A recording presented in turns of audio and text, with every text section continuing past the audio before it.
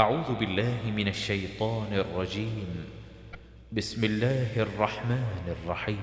The questioner asked about a penalty to befall the unbelievers, the which there is none to ward off.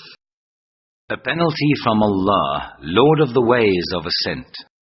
The angels and the Spirit ascend unto him in a day, the measure whereof is as 50,000 years. Therefore do you hold patience, a patience of beautiful contentment. They see the day indeed as a far-off event, but we see it quite near, the day that the sky will be like molten brass, and the mountains will be like wool, and no friend will ask after a friend. Though they will be put in sight of each other, the sinner's desire will be, would that he could redeem himself from the penalty of that day by sacrificing his children, his wife and his brother, his kindred who sheltered him, all that is on earth, so it could deliver him. By no means, for it would be the fire of hell, plucking out his being right to the skull, inviting all such as turn their backs and turn away their faces from the right, and collect wealth and hide it from use. Truly, man was created very impatient, fretful when evil touches him, and niggardly when good reaches him. Not so those devoted to prayer, those who remain steadfast to their prayer, and those in whose wealth is a recognized right.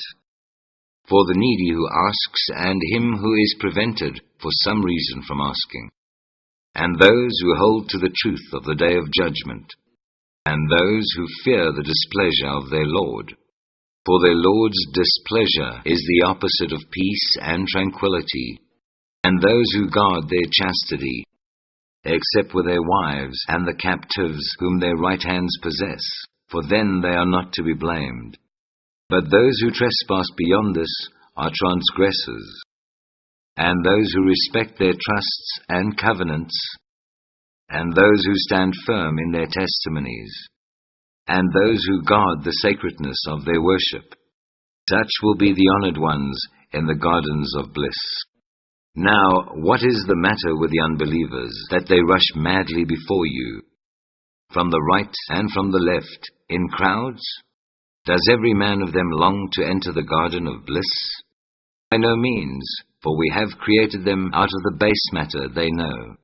Now I do call to witness the Lord of all points in the east and the west, that we can certainly substitute for them better men than they, and we are not to be defeated in our plan.